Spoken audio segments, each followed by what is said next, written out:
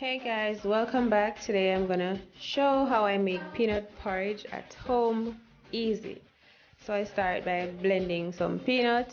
I blend the peanut really fine, so you have to get it real smooth in the blender.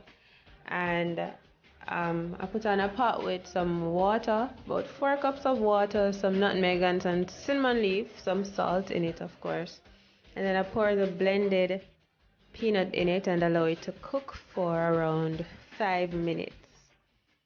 Then I blend up a half a cup of oats and some plantain together with a cup of coconut milk. I can't leave out my coconut milk.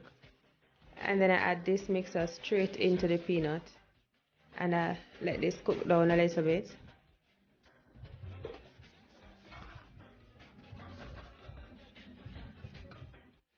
So that is so rich and thick. And now to sweeten, I add some sugar, some vanilla, and another cup of coconut milk, and just stir that through real properly and let it boil down for another 3 minutes or so, and then serve it. So when serving, I top mine with some chia seeds and some hemp seeds for additional protein. And there you have it, my peanut, oat, and plantain porridge, which is so rich and creamy. Please do enjoy this. Thank you so much for watching. Blessed love and guidance.